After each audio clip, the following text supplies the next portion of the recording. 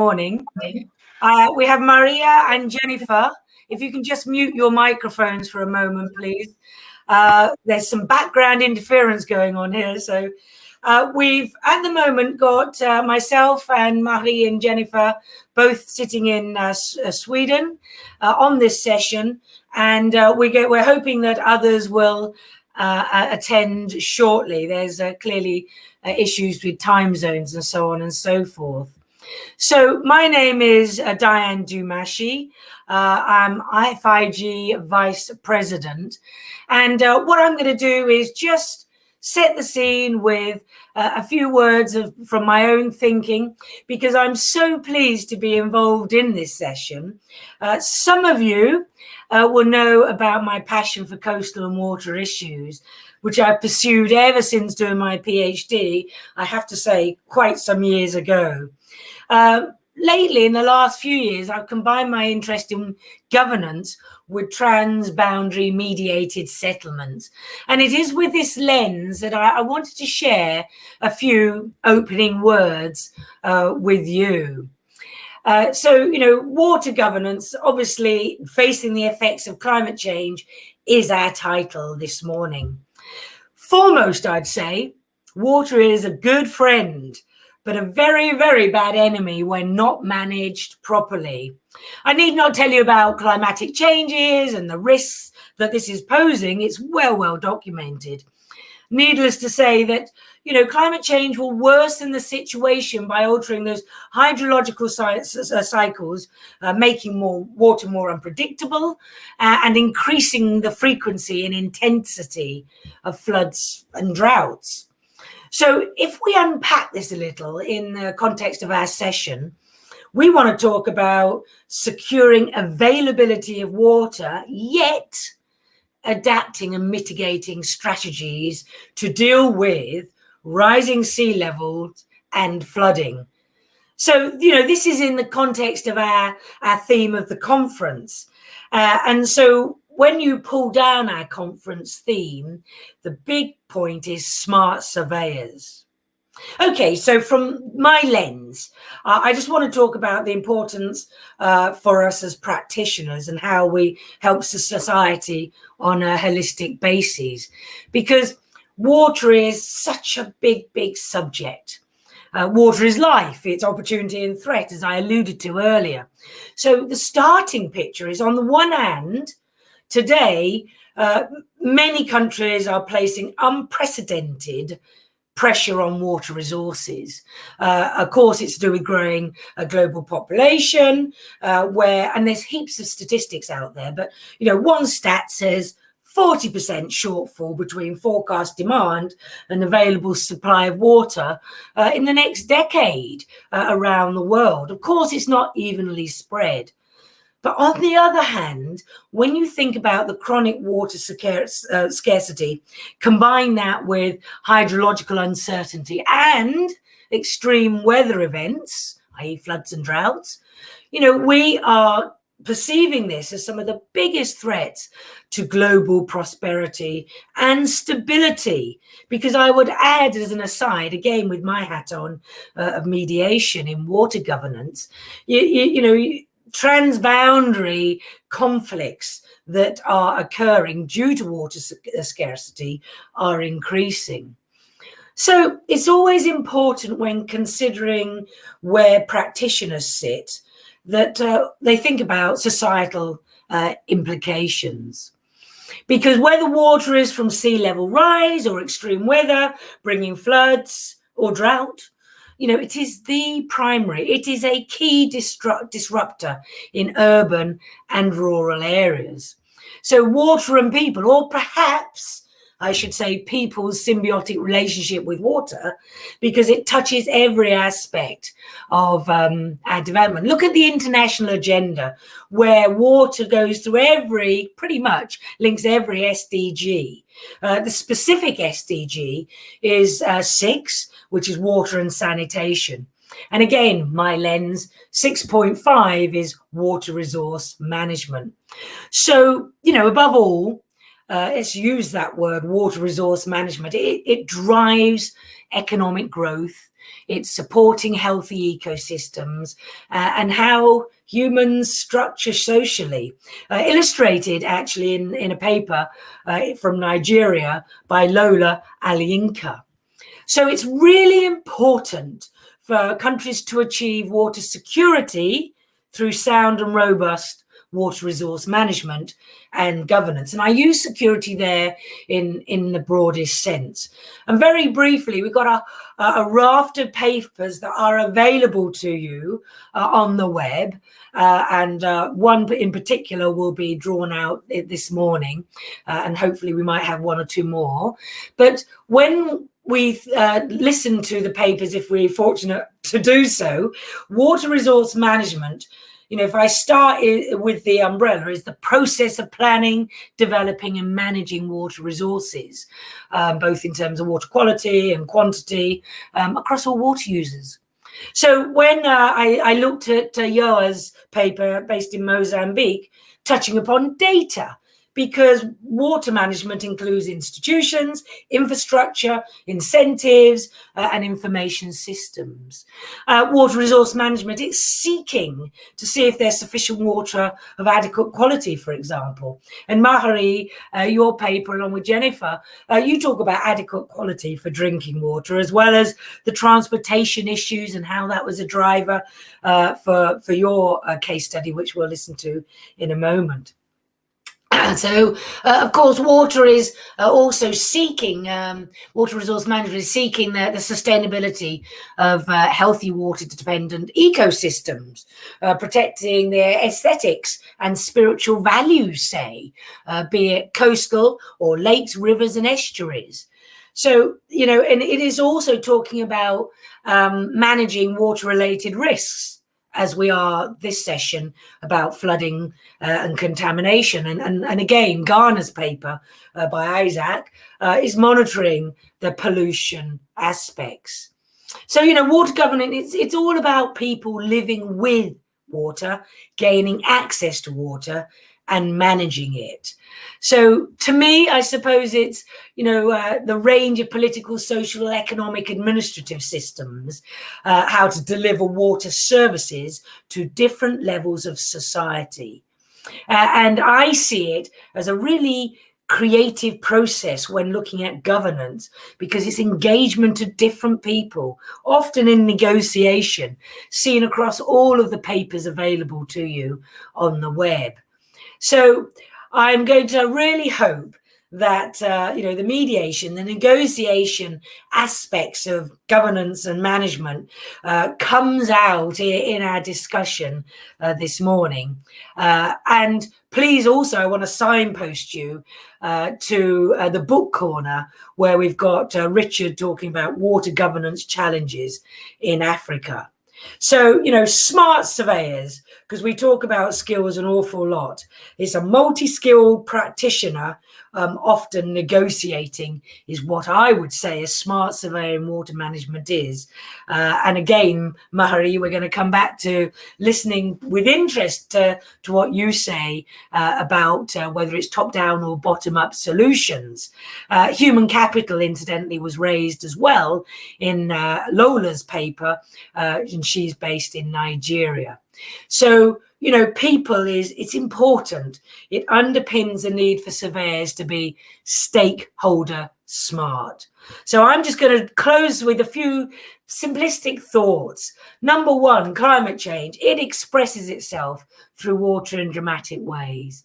Jack D'Angelo yesterday in the keynote highlighted that climate emergency is the next wave, and pun unintended there, but it's the next wave to engulf our societies. So number three, how we govern and act in our societies is now key, because water-related climate risks, that cascades through food, energy, urbanization and environmental systems. So we've got to achieve water security in this context. So let me leave it here, and I'm going to ask Mahari and Jennifer to come back to the stage so that we can actually have an open discussion about your presentation. But first, I think if you just spend 6 minutes, 8 minutes talking about your case study. Thank you. Thank you. We actually have a prepared video about our presentation, and I will try to share it with all of you.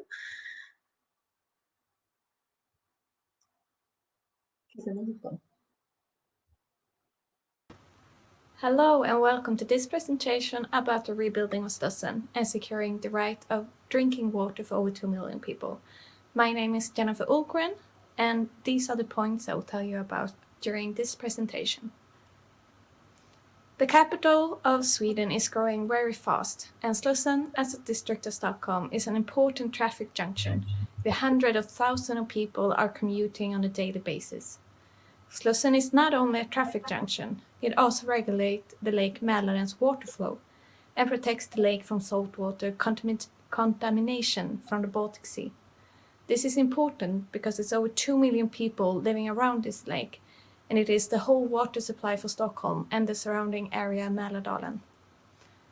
In the 13th century, the Lake Mälaren was completely separated from the Baltic Sea, and a lock was built due to the land rises and to regulate the sea traffic between the Baltic Sea and Mälaren.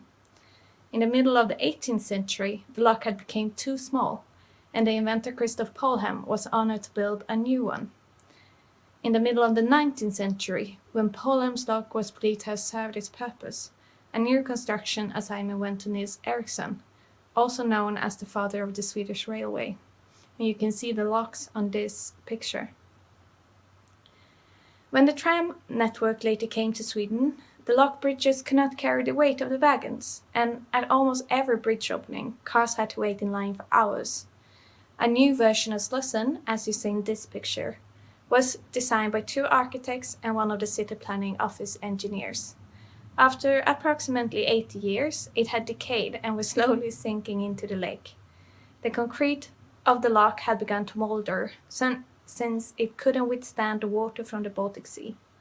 The cloverleaf lock was so worn down that the whole facility needed to be demolished, and the facility in Slussen is now being rebuilt from the foundation. The cloverleaf lock has now been replaced with a golden bridge, or Guldbron as we say in Sweden. The new bridge is 140 meters long, 45 meters wide, and weighed 3,500 tons, and was inaugurated last year. It was built and transported from China, and special cranes had to be built to be able to assemble it.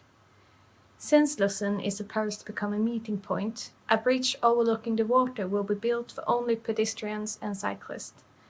Since a new tunnel for traffic is being built, it is also possible to make a new boardwalk by the water and to build office buildings.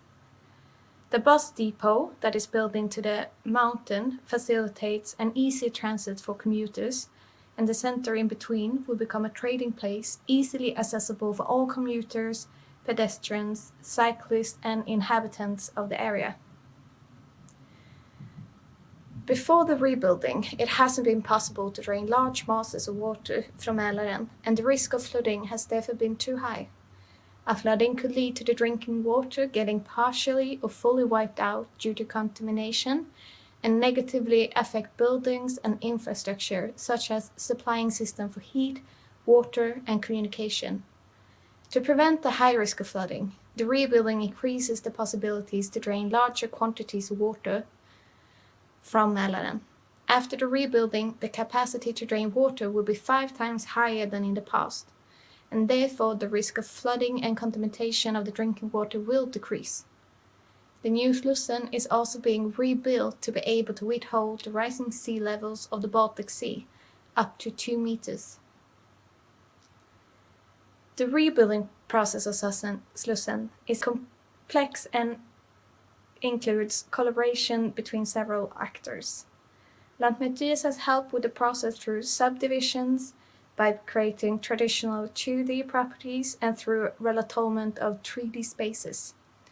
The purpose of the cadastral procedure is to build a property for a bus terminal to accommodate public transport, And since the bus depot is located in a mountain, easements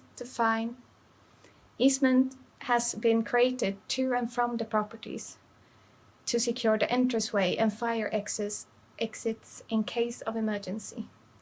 Lantmäteriet has also helped through utility easement procedures in order to protect the rights to securing a drainage channel associated with a protection zone.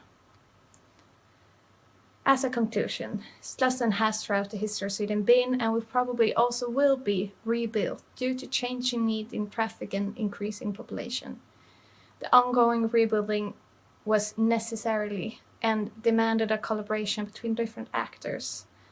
And when the new facility is complete, it will not only ensure the increased need for transportation, but also play an important role in the securing of clean drinking water for over 2 million people. Overall, the rebuilt Slussen, with its traffic solution and its new lock, will be an important facility from an environmental perspective, which is very important from a climate point of view. Thank you for your attention.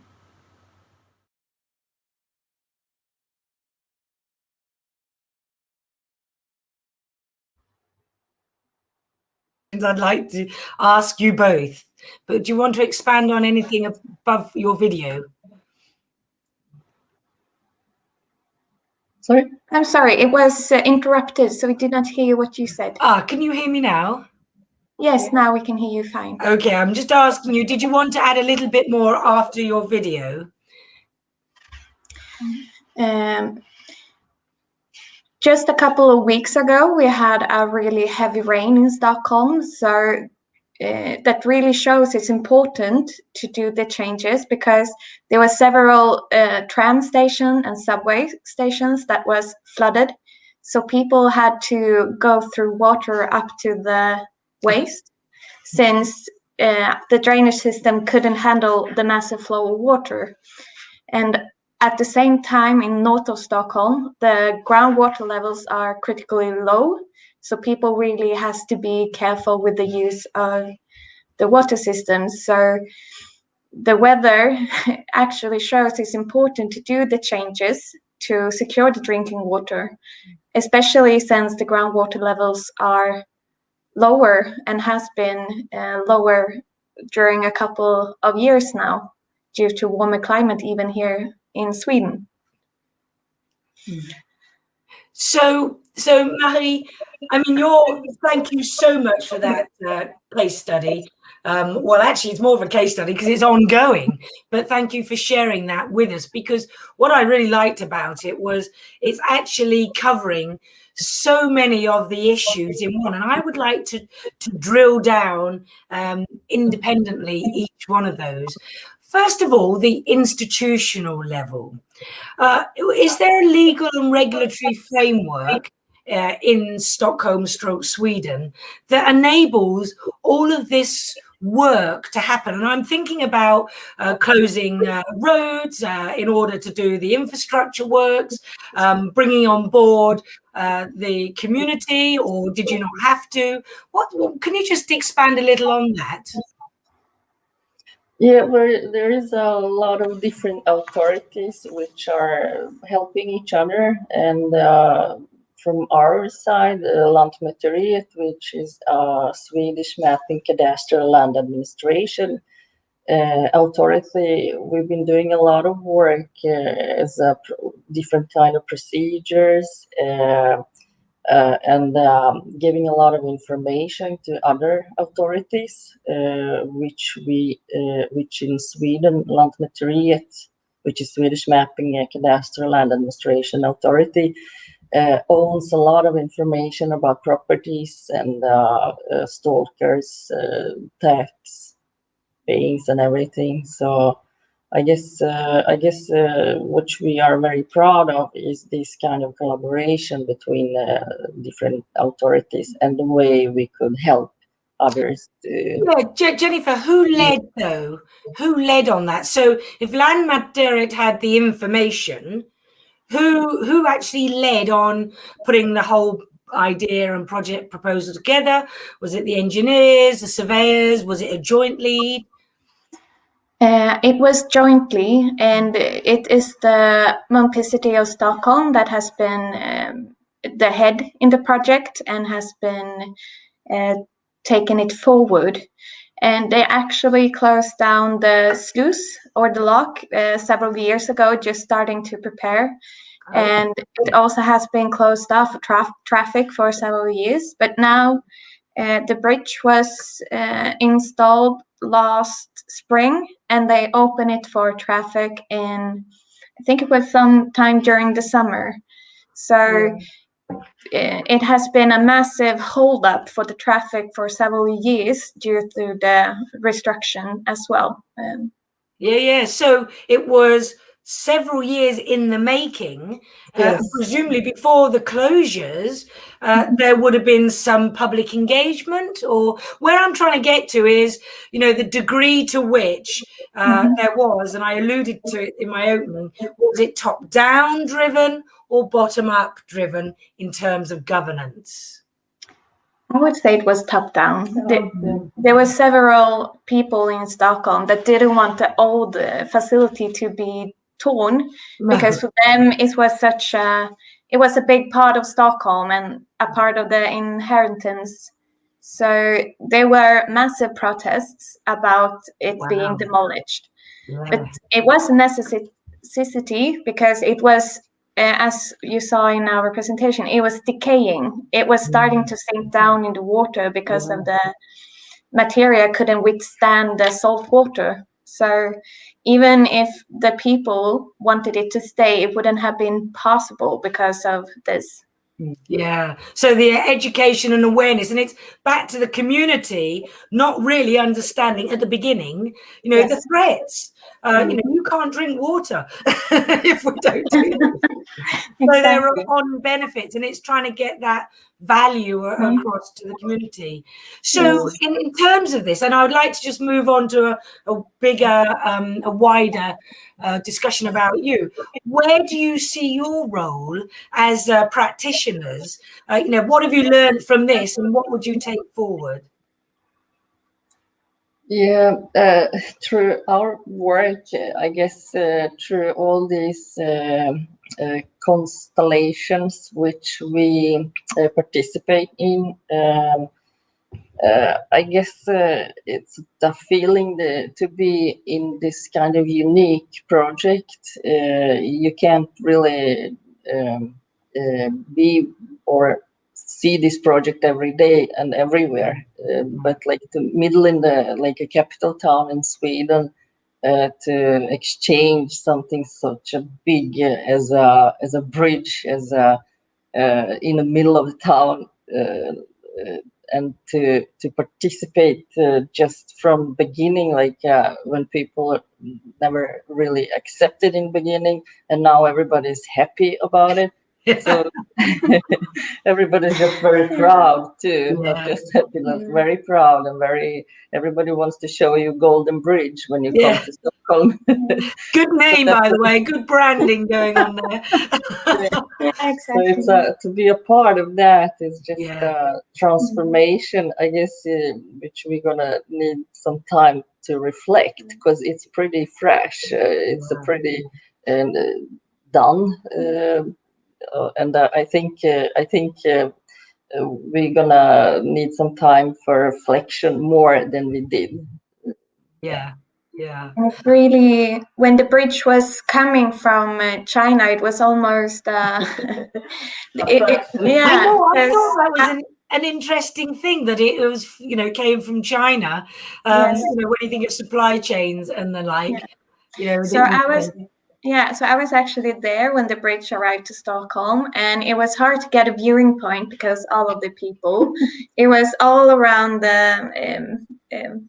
by the water everywhere. It was a lot of people, and we actually had firefighters driving a boat before the Golden Bridge that was with water, and they were the police was also out with boats to redirect the traffic.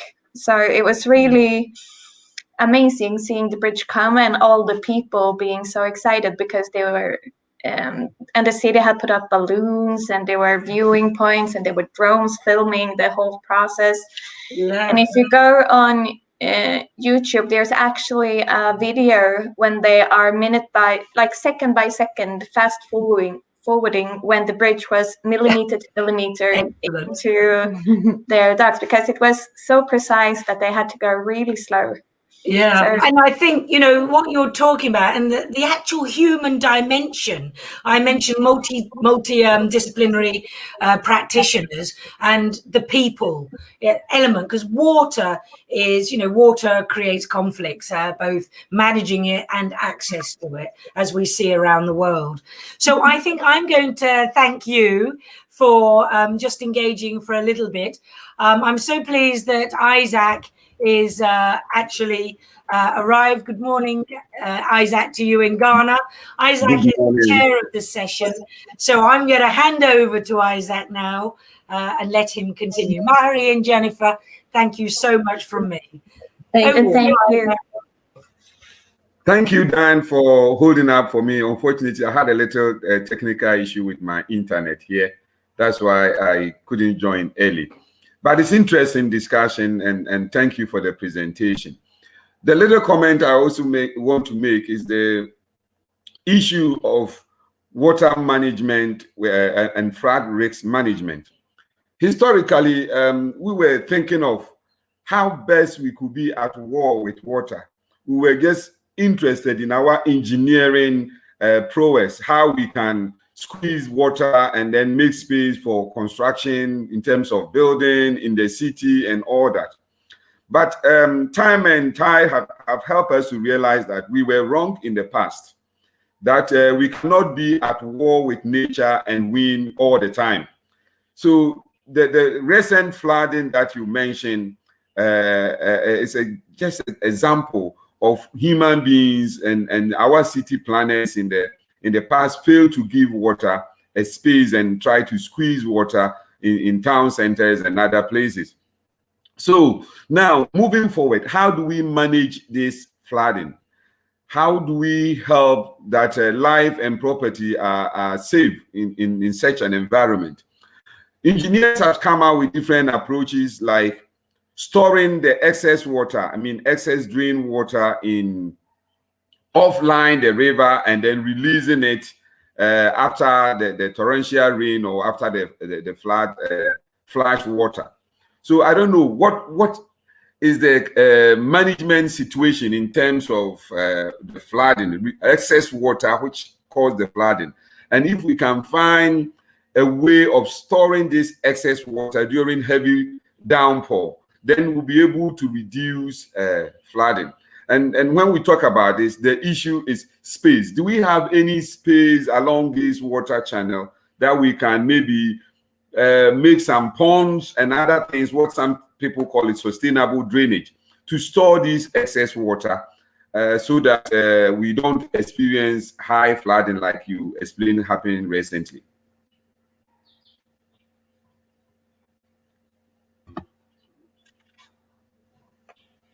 Yeah. Any comment on that? I was thinking on something when you were talking, and that's this knowledge of people who are involved in all this transformation. I guess it's increasing knowledge about the importance for water, and that's also very important. So, yeah, I guess. Thank you.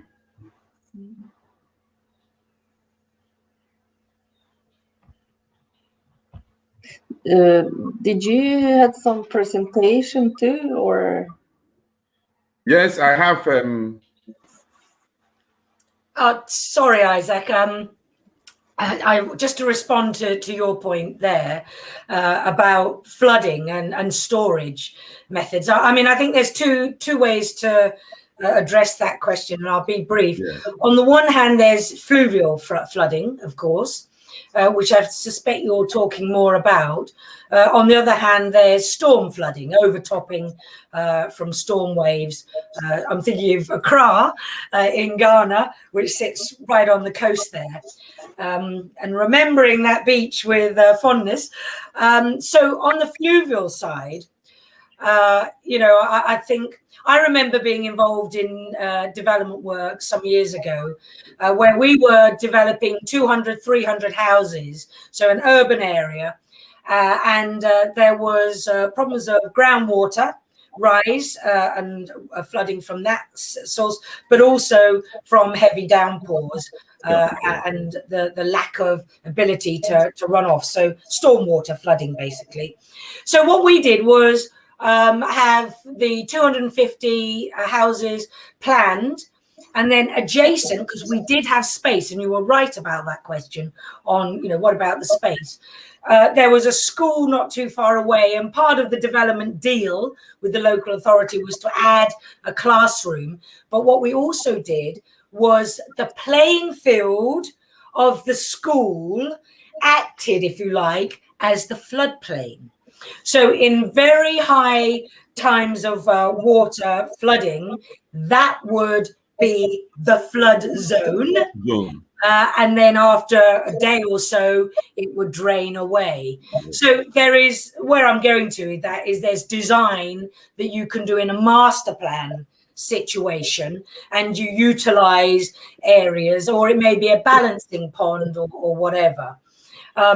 So that's what I would just throw into the mix. And on storm water flooding from coastal overtopping, of course, and your point about engineered solutions, managed retreat was talked about over a decade ago, probably 15 years ago. And in the UK, it's been, little by little being used. And I think managed retreat at times it is a way to go, but as surveyors on our valuation hat, we have to consider compensation to those people living in those areas.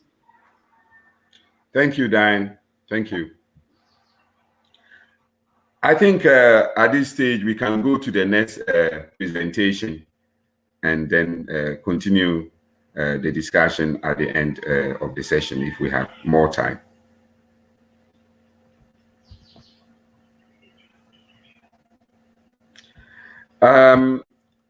I have my presentation, if there is no one yet, that I can also share the work we did in Ghana.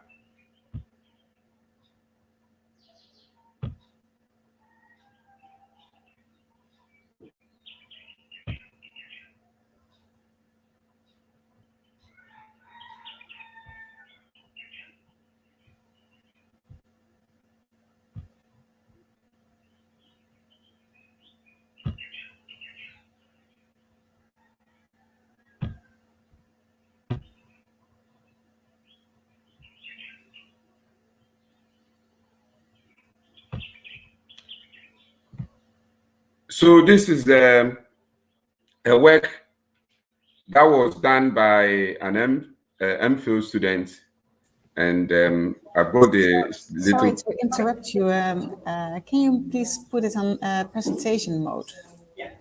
Yes. Thank you. Welcome to the presentation on the survey and analysis of the effects of river pollution on floodplain agriculture in Ghana, a case study of River Pra. I am Ellen Quart. And maybe it's also possible to unmute the Hopping main stage. From introduction to recommendation. Environmental pollution has been an ascendancy over the years. Could you please close the Hopping main stage? Soil and water bodies. Pardon? Thank you. Yes. No. No. Now we still hear the Hopping main stage. So if you close that one. Of food tests and reduce photosynthesis in crops. Is it all right? In the long run. No, we still hear the Hopping main stage. So if you can close the tab that are cultivated of the Hopping main stage. Yes, now it's good. And if you can now please share your screen again and put your presentation in presentation mode.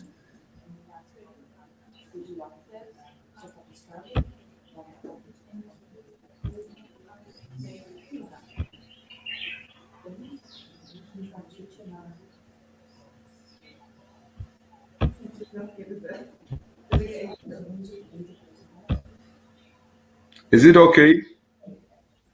Yes, but now you can see your screen, but just try to find your presentation again, your PowerPoint. Yes, here we go. And then you have the presentation mode. It is at the right bottom. So if you put your cursor to the right. Yes. Environmental pollution has been a tendency over the years. And now, okay, sorry, we can again hear the Hopin main stage.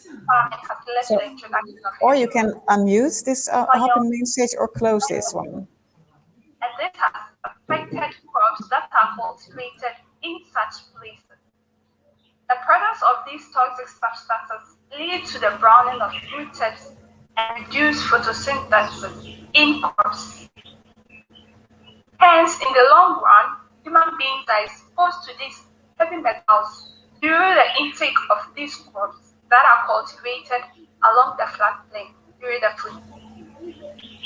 The study was conducted along the Irapara floodplain, along the Biposo Dabuasi stretch. 3 crop varieties were cultivated on the field. Okay, is it possible that the audio that we hear, it is in your presentation? Yes, I would like the audio in the presentation go on. Okay, then you can share your screen again and it's okay. 0 to the 4th week and then the 12th week.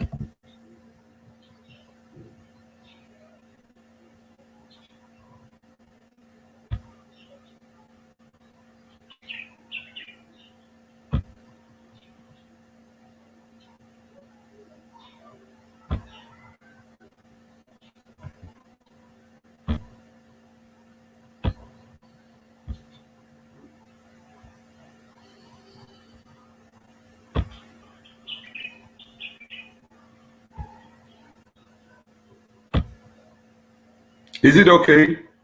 3 crop varieties were cultivated on the field. For cereal, we cultivated maize, cultivated okra from we now can hear the presentation, but we cannot see it. And in obtaining the data for the analysis on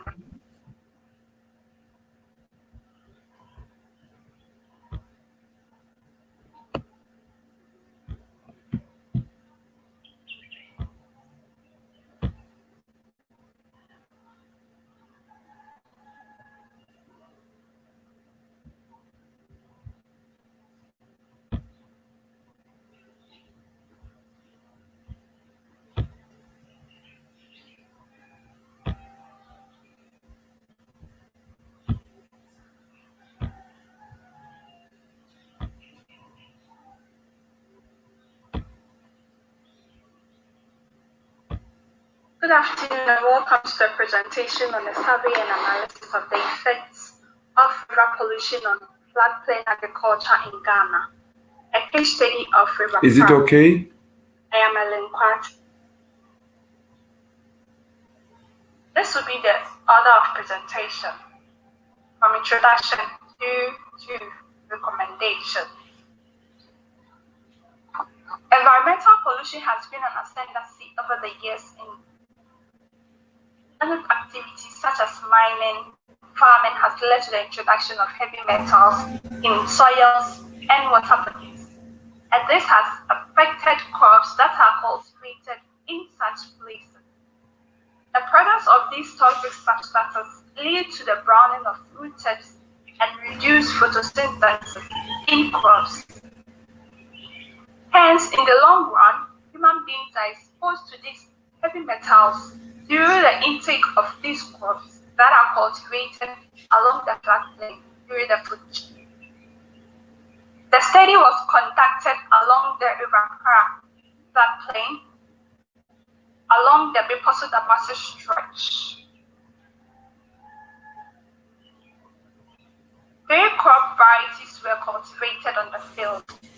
For cereal, we cultivated maize, cultivated okra from vegetables, and for legumes, we cultivated cowpea. And in obtaining the data for the analysis on the crops, we measured after germination from the 2nd week through to the 4th week, and then the 12th week, we took measurements consistently on the leaf length, crop height, and the number of leaves. Sorry, Isaac, could you, Right. yes, could you or click the slides manually? Or, because now we only see the first slide and we can hear the rest of the presentation. So you need to, Okay. yes, you can see the slides that you are, well, you have now selected the first slide. If you cannot put it in presentation mode, that is no problem. But then you need to go to select the slide manually.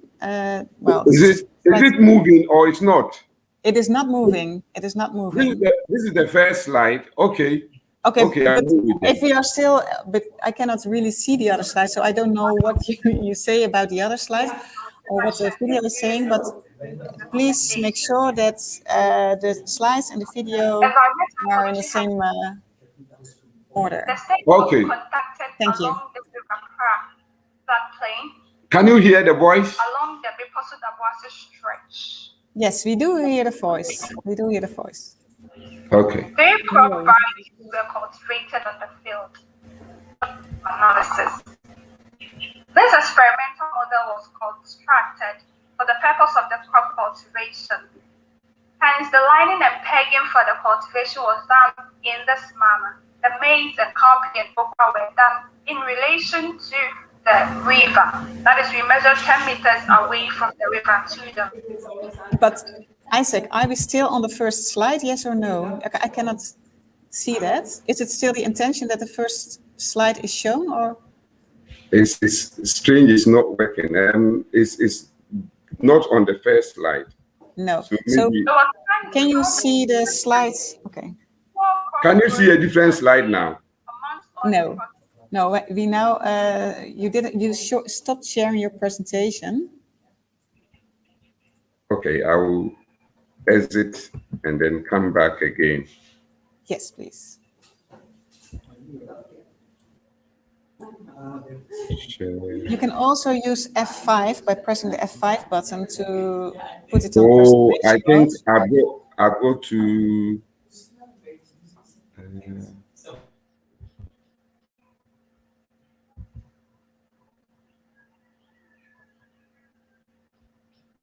sorry, I think there might be a reason for that. No.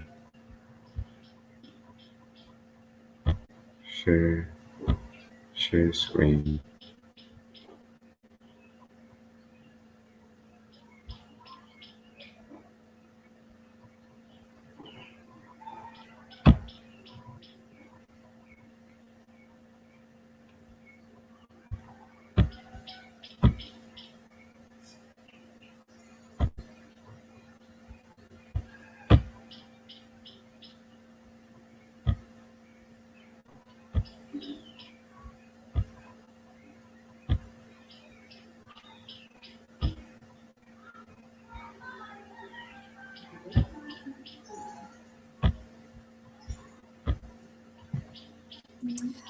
What we can do, what I would suggest, Ms. Isaac, is that we have Can you see the screen now? Yes. Can you see my screen, the presentation? Yes, I can. I can put it. Yes. Okay, let me see. If I move, Yes. you can see a different one. Yes, we now can. Okay, But you need to do this then manually, because now you still did not put it in presentation mode, which is no problem. But then you need to select the slides. Okay, good. I've realized when I put it in the presentation mode, it doesn't come properly. So I would like to do it manually. Perfect. Sorry perfect. for Thank you. that. No problem. This is a work done by my MPhil students. So he done a little video presenting it, and that is what I had wanted to show. But this whole thing will be presented in this 5 order, like introduction, methodology, findings, conclusion, and recommendation. So as introduction, the paper look at the issue of mining and how it affects rivers and floodplain agriculture. In many places, floodplains is a very good area for farming and for planting a variety of crops. But due to mining activities and other pollutions, it looks as if floodplains of rivers in Ghana are different from what exists elsewhere. And some of the pollution comes from mining, others come from fertilizers and other applications, which when it rains, it runs through the river and gets into the floodplain and causes heavy metal presence and other pollutants in the floodplain area. So this is a case study of one particular river, and we did a sample in 2 areas, Daboase and Biposo stretch of the river's floodplain is where the study was conducted. And we planted 3 different crops. We look at cereals, we look at okra, and we look at cowpea.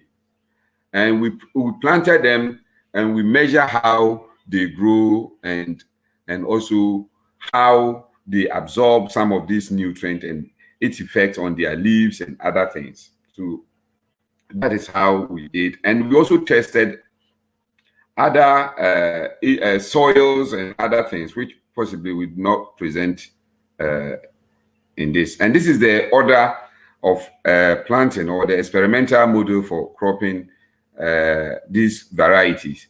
So first of all, the river where we planted the crops is 10 meters away. So we look at the floodplain soils. And so, 10 meters away, whenever it rains, the river will overflow, and the soils like sand and other things that come there would have been flown from far away to have come and deposited there, because it's a floodplain area. So we are findings from this research indicate that the plants that were planted there had a very poor growth. Generally, their structure and how their leaves and their stems were not strong enough, like they might have been planted elsewhere. The color of the leaves and the physiology were different from the same crops being planted away from this floodplain soil. And we identified that this is due to heavy metal assimilation of the crops.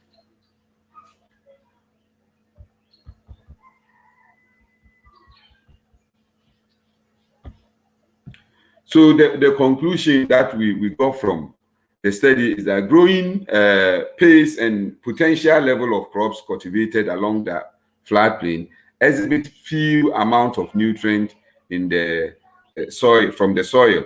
The main reason is that the way they grow, their morphological traits, and how the fruits and all other things that we gain from those crops were different from a similar area, and we realized that it's all due to the heavy metal in the soil. And we tested the soil as well, and it confirmed that there were a lot of heavy metal in that particular soil area. And we identified that they all came from poor pollution. It came from mining along the river. And in fact, sometimes in the area, people will put some machines in the river, try to get the soil from the bed and treat it for gold. So we realized controlling mining activities within that particular area is very important if we really want to have that floodplain area for agriculture like is done elsewhere. And we also have to test the soil regularly to check how these metals are either increasing or are reducing over time. And we also like to say that the Ministry of Food and Agriculture should support farmers with organic fertilizer, manures, and other things, rather than other, manufactured nitrogen-fixing fertilizers, which tend to pollute the river and take such pollutants to the floodplain area to cause problem for farmers who use such area to plant for food. So that was it. In some, what we identify is that mining and application of fertilizers, chemical fertilizers, do get to the floodplain through the river, and they contaminate the floodplain soils, which in most areas is a very good source of agriculture soil or agricultural land for planting. But unlike this area, the case study area, it wasn't like that because of these pollutants. So we are talking about water, and we all know how water is important, how water contributes to everything that we do. It's a life-sustaining resource, but we humans or anthropogenic activities tend to destroy this important resource, and it must be controlled, it must be checked so that we can have a very good use of water and not to pollute it and tend to have health implications and health ramifications on humans. Thank you. Isaac, may I just make an observation and perhaps ask a quick question? Yes. Because I appreciate your researcher has just done this from a purely academic monitoring point of view, and brilliant work, by the way, so congratulations to her. Thank you. But this is an exact case of where you've got academia being able now to go forward and influence. So my first observation is, and we talked about this yesterday in conference in one of the sessions, influencing the high political level. So what influencing challenges are there? Because water is so holistic, as you say. What influencing challenges can you see at the high level in the ministry? Because now, with the complexity of water, as I said, cascading through a whole load of things, and one of them is economic, and you've got mining, big dollar stuff. Yes. How on earth do you reconcile those two things? So what are you doing in your university to take students thinking further than just data collection and the monitoring? In fact, the issue of mining and its impact on water has been identified from this research, and government has taken steps to stop what we call galamsey, which is illegal mining. Now, from the beginning of January, the government of Ghana have issued a policy that no one can do mining activities 10 meters from the river. So that is what has come, and they call it Operation Calm Nerve or something. They've sent militaries with helicopters patrolling this particular river and other rivers that have gold, drained through a gold bearing rock. That when they find their equipment, in the past they seize them, and they have realized that they always find their way back to the place. So now, when they identify the equipment, they burn it. It's straight away.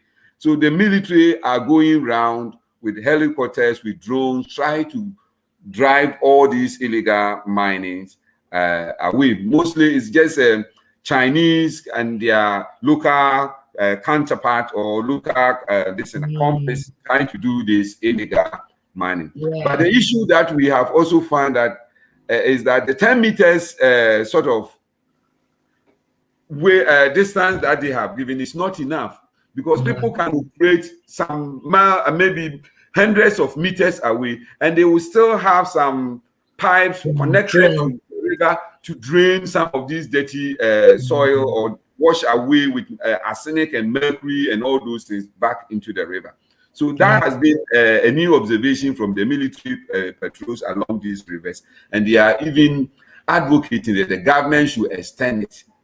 And then they say that they cannot actually do the work anywhere, maybe a mile away from the river, rather than the 10 meters that they have been asked to. It's sort of an exclusion zone. You're seeking to extend that exclusion zone. Yes. Yeah. So yes, something is coming out, but one point that you raise is that the economic challenge, because this is happening between two ministries. Ministry of Agriculture is talking about the pollution and water and how it affects agriculture, how it's affecting our health. But when you go to the Department of the Mines, and they still continue to give concession to people to go and do mining in different areas. But at the long run, the effect is still down on our farming, even if it's out of the river. When it is not well regulated, the impact on crops is still there. The mercury and radiation along, within airspace in areas that some of these miners operate is still there, and it have long-term effect on health of the people who live there. So it's a major challenge facing Ghana at the moment. And, that institutional issue that you've just raised, I think is crucial and critical. Now, Isaac, I sort of jumped in because you were the presenter then, but you're actually chairing this session. I'm hoping you're checking out the chat, but just so, because you haven't got time, but so that we can move the session on, I would like to introduce Lola Olankia, probably formerly known as Dupi Olankia, from Nigeria, because she's provided a presentation on video. And Christella, I think you can load it for us to see. And after the video, I'll hand back. Nice to be here this morning. My name is Dr. Dupeni Lola Olankia, FNIs. I am an associate professor from the Department of Surveying and Geoinformatics, University of Lagos, and rector of Federal School of Surveying in Oyo. I'm happy to be here this morning to talk to you on the takeaways from the paper assessing social vulnerability to floods and coping strategies in Adamawa catchment in Nigeria. Flooding is a well-known seasonal problem in Adamawa catchment, which usually exposes the people to different risks. And more communities are becoming more vulnerable in recent times due to climate change. The impact of flooding is always very, very destructive. And these are in terms of disruption of farming activities, loss of lives and properties, and displacement of residents, to mention but a few. The concept of vulnerability is very important when it comes to issues of flooding and quantification of the impact on man and the environment. And this study assesses the vulnerability using participatory vulnerability approach developed by LFP in 2010. And it's used to assess the human dimensions involved in investigating flood vulnerability and coping strategies from the data obtained from emergency records. Study area, as I mentioned, is in Adamawa catchment, and Adamawa catchment is located along Upper Benue Drainage Basin along River Benue. And it is important to mention here that the river originates from the Lagdo Dam in Cameroon. For the methods, we have data acquisition and compilation, data processing, statistical analysis, and then also presentation of the result. The structured questionnaire was used as an instrument for data collection. And also the area under investigation was stratified into 7 areas, and we imposed quadrants to give 5 zones for good spatial spread with 237,457 households. We look at the number of households, and then we use that to distribute the questionnaires. Also for the data, we distributed 425 questionnaires, and also it was designed to assess or retrieve the demographic, socioeconomic, and livelihood data. Also, we make use of descriptive statistical tools of frequency counts and percentages, and also calculated the final vulnerability scores using VS as developed by LFP in 2010. The results, we look at the severity of potential impact, risks associated with river floods. We look at the different types of dwellings, and also look at the causes of flooding. We have heavy rainfall, release of water from the Lagdo Dam, as explained earlier, impervious surfaces, and also channel blockage.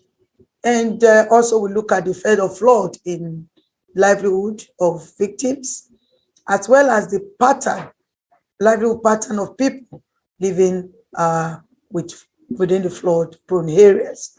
Also, we look at the degree to which natural resources are affected by flood, degree to which physical resources are affected, as well as the percentage response on socioeconomic impact of flood. And summarily, the results show that rural dwellers are mostly at risk of flood hazard.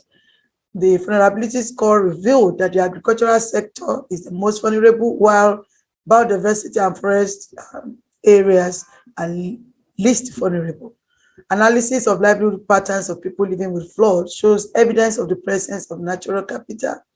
And also, we have findings on socioeconomic impact, and also the capacity to cope with floods were mainly between self-support and government support. And also, to conclude, the findings contribute to the body of knowledge on flood vulnerability in Nigeria, as we have that and gap in knowledge and researches as far as River Benue is concerned.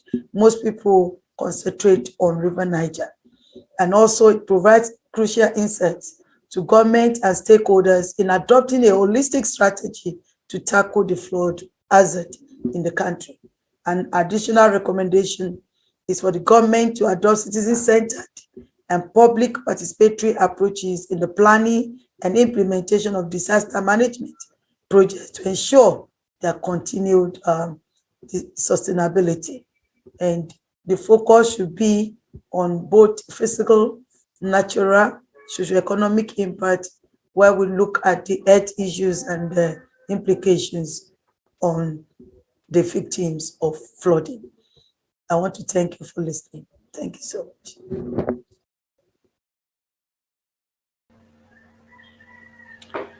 Thank you for the presentation, and the floor is opening for any further questions on this.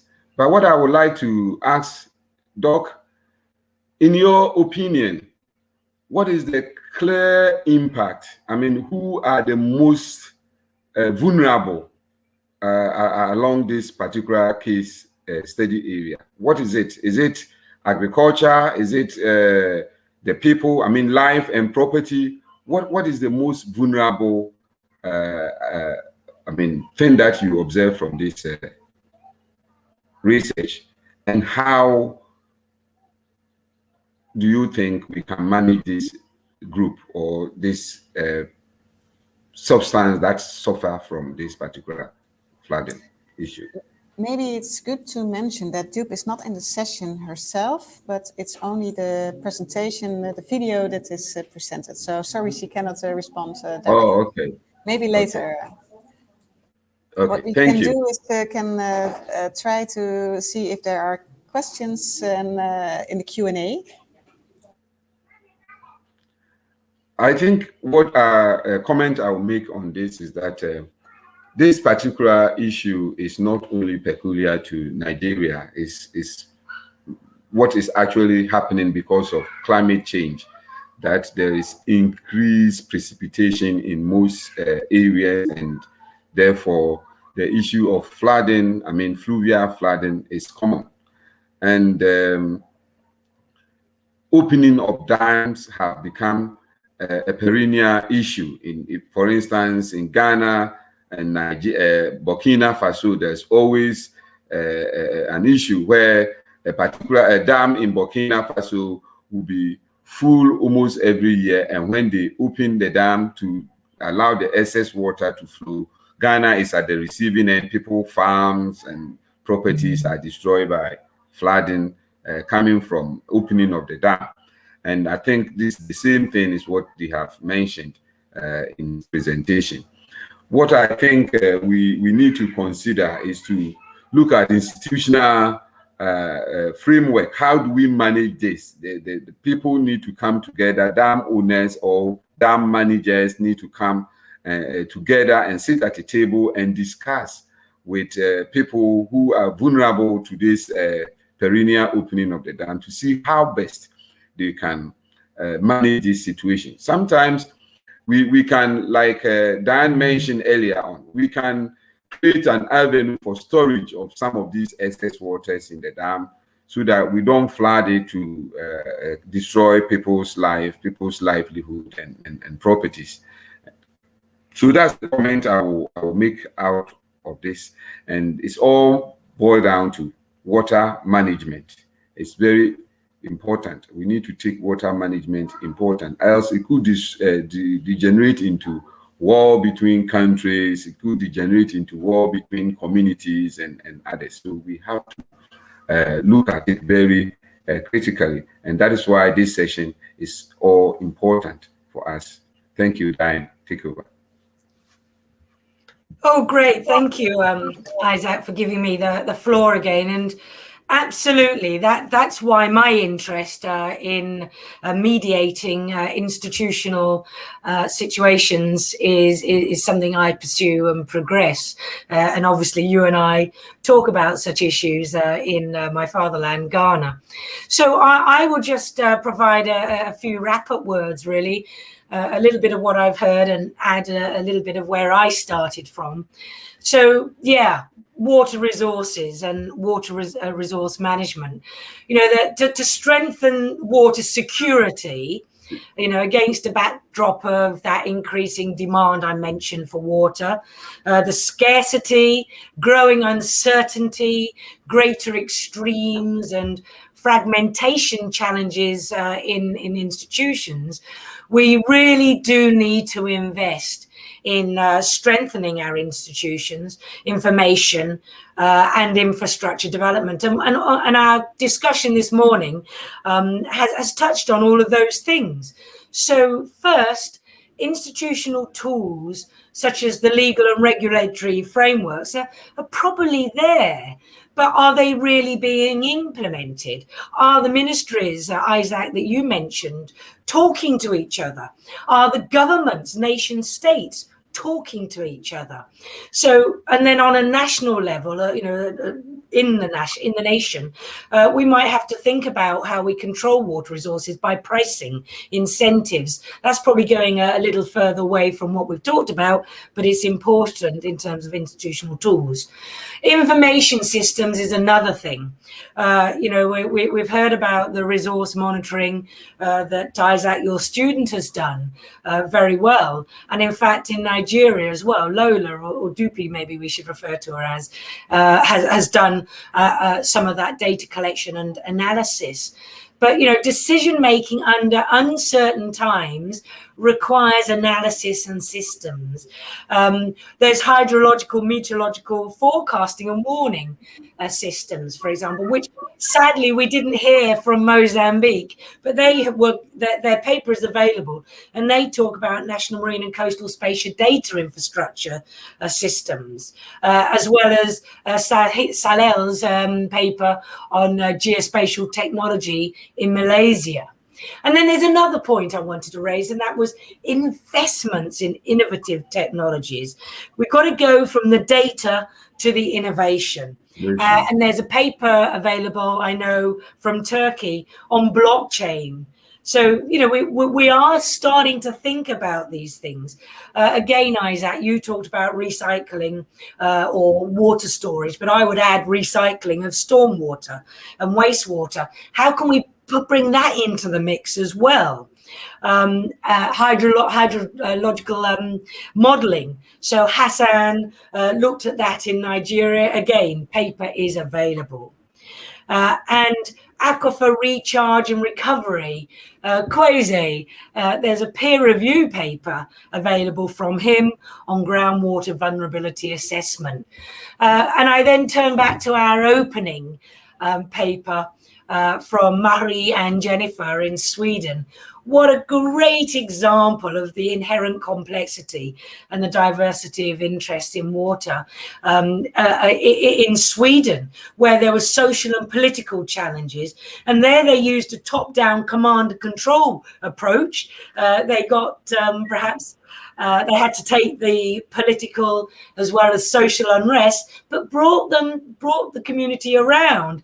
And now they talk about a golden bridge. So, you know, it takes time. And in Ghana, in Nigeria, that's what I would suggest has to be done. It takes time, but it can be done, but it needs some institutional investment to do it. So ensuring rapid dissemination and appropriate adaptation of all those advances I've just mentioned, I think will be key to strengthening water security, no matter where you are. Thank you, Isaac, for giving me the floor. Thank you, Dan. And thank you all for joining us in this session. I think based on the time, we're going to wrap up. And thank you for listening to all of us. Thank you for all those who came in to present wonderful papers that has made this session a lovely one. Thank you so much.